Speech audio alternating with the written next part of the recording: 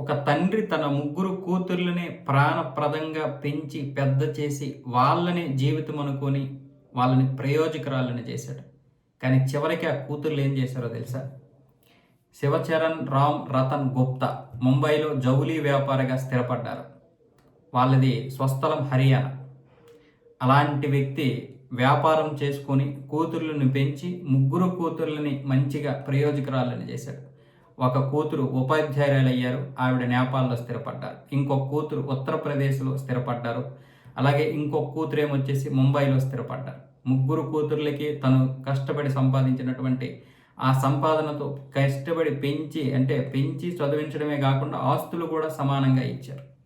చివరికి వాళ్ళు ఏమీ లేకుండా అయిపోతే వృద్ధాశ్రమంలో వాళ్ళని చేర్పించారు. ఆ వృద్ధాశ్రమంలో కూడా వాళ్ళే స్వయంగా వెళ్ళి చేరారు తప్ప అలా చేయించడానికి కూడా వాళ్ళకి కూతుర్లకి సమయం లేకుండా పోయింది. వాళ్ళు హర్యానాలోని సమాజ్ కళ్యాణ్ శిక్షా సమితి వృద్ధాశ్రమంలో చేరారు.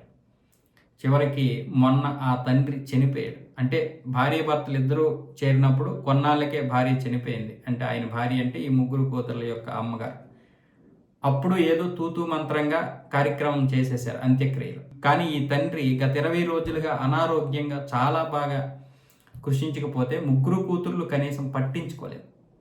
ఈ నిర్వాహకులు ఎంత ఫోన్ చేసినా సరే కనీసం ఫోన్ లిఫ్ట్ చేయలేదు వాళ్ళు.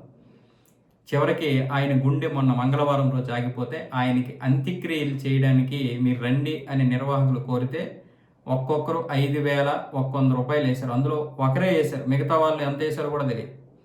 ఈ డబ్బులతో మీరు కార్యక్రమం చేసేయండి, అలాగే ఆ వీడియో షూట్ చేసి మాకు వీడియో పంపించండి, అస్థికలు కూడా మీరు పంపించినా మేమేం చేయలేము, అస్థికలు కూడా మీరే ఏదో గంగా నదిలో కలిపియండి అని చెప్పి వాళ్ళకి ఎంతో కొంత ఇచ్చేసారంట.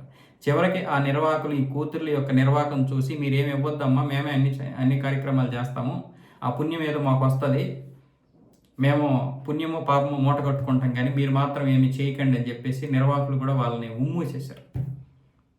ఒకడిని పెట్టుకొని ఎవరో వాళ్ళకి తెలిసిన వ్యక్తిని పట్టుకొని వీడియో కాల్ చేయించుకున్నారు అంత్యక్రియలకి.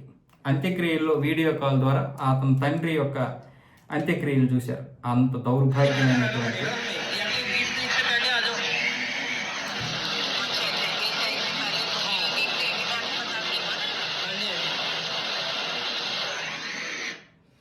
సడన్గా జరిగింది ఏం కాదు. 20 రోజులుగా వాళ్ళు ఎంత చెప్పినా కూడా రాలేకపోయారంట. పోనీ దేశం దాటి ఉన్నారంటే ఎవరు దేశం దాటి లేరు. నేపాల్లో ఉన్నా మనకి వీసాతో సంబంధం లేదు. అది పెద్ద ఇదేం కాదు, ఒక రాష్ట్రంలో ఉన్నట్లే. ఉత్తరప్రదేశ్ నుంచి వచ్చేస్తే సరిపోద్ది. ఎంత దారుణం చూడండి.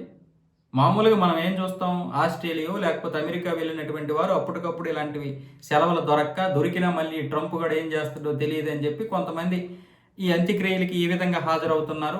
వాళ్ళు ఒక కారణం చెప్తున్నారు, నిజమో అబద్ధమో కానీ మేము రాలేకపోతున్నాం, మా లైఫ్ స్పాయిల్ అయిపోద్ది వస్తే అని చెప్పి వాళ్ళు ఒక కారణం చెప్తున్నారు. కానీ వీళ్ళు దేశంలో ఉండి కూడా కూతుర్లు అంటేనే తండ్రికి ఎంతో ప్రేమ, తండ్రికి కూతుర్లు అంటే ప్రేమ. మరి ఈ కూతుర్లు కూడా ఇలాంటి దారుణమైనటువంటి పరిస్థితికి నెట్టుకొచ్చారంటే మరి కూతుర్లు కూడా ఎంత దౌర్భాగ్యంగా ఎంత దుర్మార్గంగా తయారవుతున్నారో చూడండి. అందరూ కాకపోవచ్చు, కొడుకుల్లో కూడా చాలా గొప్ప వాళ్ళు ఉన్నారు, కూతుర్లో కూడా చాలా గొప్పవారు ఉన్నారు. కానీ ఇలాంటి వారిని సమాజం ఏ విధంగా తీసుకుంటుంది?